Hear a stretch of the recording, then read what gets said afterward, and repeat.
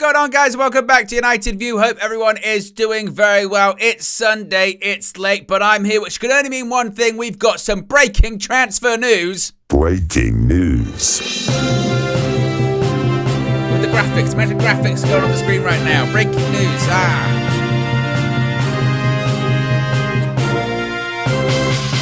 Yes, the breaking news regards a possible outgoing, and it looks like Scott McTominay to Fulham is back on. Just in the last couple of minutes, at the time recording this video, we've seen this tweet here from Damesh Chef from Sky Sports. Of course, he was the same person just a few weeks ago. At the beginning of August, he tweeted out, you can see the original tweet below it, saying, as it stands, Fulham are not expected to return with an improved offer for Manchester United's Scott McTominay. 2 bids rejected, latest worth £20 million, still a gap in valuation. Fulham had moved on to alternative targets. Well, maybe it looks like those alternative targets have not paid off because, as I mentioned in the last few minutes, Damesh has tweeted out saying, quote, Fulham have reopened talks with Manchester United over signing Scott McTominay. Fulham had 2 bids rejected and were not expected to go back in unless United were willing to negotiate on asking price. Fulham now expected to make improved offer if talks go positively. So this one is now back on. It must be stressed. He doesn't then say like, oh, McTominay's definitely going to go to Fulham or anything like that. He's saying talks are back on, and that is certainly a development from a few weeks ago when it was like this deal is seemingly off. Fulham are looking at other targets. They've had 2 bids rejected. Manchester United want more. Fulham aren't willing to or prepared to pay more. Well, now they are. And actually, now we've avoided the possibility of Scott McTominay having his Fulham debut at Old Trafford and scoring, because, of course, he did actually come on and play against Fulham on Friday night. We know that Manchester United are looking to do business around £25 million. I think they'd probably be looking for a package a little bit more than that. Has been speculated, reported that they'd be looking more towards sort of £30 million all in. So 25 million plus add-ons or extras, whatever you want to call it.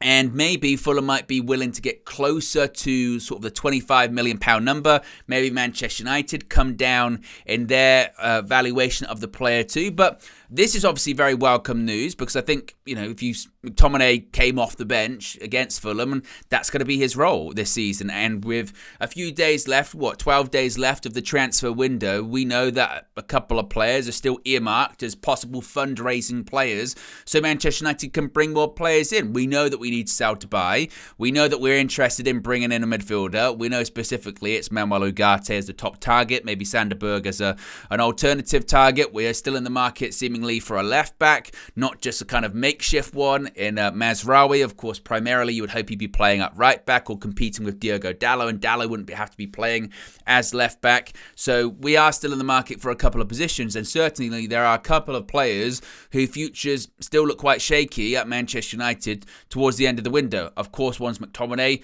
Jadon Sancho seemingly is another. Of course, he was left out of the squad on Friday, had an ear infection in the week. Erik ten Hag said could have played, but also didn't play, and there's been speculation about his future. Talks with PSG, possible offers elsewhere, Chelsea rumours, there's a lot going on surrounding him.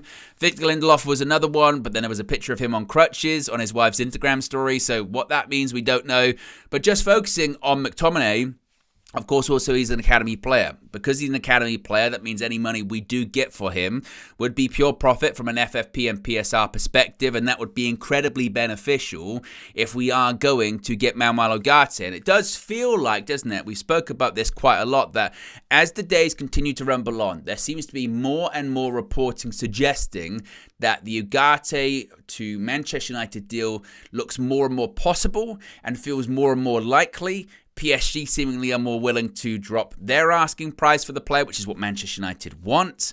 With McTominay now having a couple of suitors, of course, Fulham and possibly Napoli, and that Napoli deal for McTominay is not dead by any stretch of the imagination as well. There is a feeling that if Napoli can sell Victor Osimhen to Chelsea, which is what they're looking to do with a deal that involves Romelu Lukaku, then possibly they may have the funds necessary to go after Scott McTominay and get him. So McTominay does have a couple of options, and Manchester United critically have a couple of options there as well, and that would lead into the theory that we probably would end up getting Ugarte because PSG do want to sell him.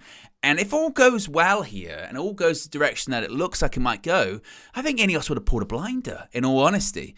Talk about standing your ground, waiting, holding firm, negotiating, and waiting for the right time and the right price. So when Fulham walk away from Scott McTominay and say, look, fine, we'll go on for other targets. We'll look at other targets, and you'll be sorry, basically. You'll be sorry. We offered you 20 million. And I remember there was the fans that were going, just take it. Just take 20 million. That's what you should do. Just take it. It doesn't matter how much it is. Just get him off. And you're going, well, maybe there is a specific number United are looking for because they need a specific number to do the Ugarte deal or possibly other deals as well. And if Manchester United get closer to that figure, if they even get that figure, then you would have to praise the people involved for getting that deal done once again, standing firm. And this is, again, a couple of instances now where Manchester United, INEOS, the new football leadership team there, whether it is Omar Barada, whether it is Dan Ashworth, Jason Wilcox, Christopher Vavell, have stood firm when it comes to negotiating for incomings and outgoings and look like they're going to get close to what they wanted. That is how you negotiate. Whether it is with Bayern Munich, for them saying, we want this amount, of Manchester United going, too much. And then they trickle down a little bit and we get a package deal for two fantastic players in De Ligt and Mazraoui. Whether it is when it comes to Joshua Zirkzee and going, we could play the release clause, we'll pay a little bit more, but we'll spread it out so we don't have to blow all that money immediately. A smart business. Whether it is for Dan Ashworth himself in the first place with, we want £20 million for him, Newcastle. We want £20 million. We didn't pay £20 million. We paid closer to the fee that they paid for him from Brighton. And they stood firm and they said, we know how much the value is here. We know how much money we have. And we know that eventually you will back down and you'll do business because you need to do business. Similar to the Ugarte situation, right? Criticism came then when, well, you knew this price for Ugarte for weeks, and now PSG have said this price, now you're backing off. Ooh, that doesn't look very good. Manchester United go, we know the value. We're not going to be made a fool out of. We are not going to overpay because that's what we've done in the past. And now you're hearing the reports that PSG do want to lower their asking price. And you're now hearing that Ugarte, he's getting tired of this. He wants to play for Manchester United. He's desperate to play for Manchester United. He's forcing it through, and he's trying to, via his agents, get the asking price down as well. So if Fulham do come back in with another offer, who's to say it will be £25 million? One would think if the last one was 20, there's not too much to go to get closer to the figures that Manchester United are looking for.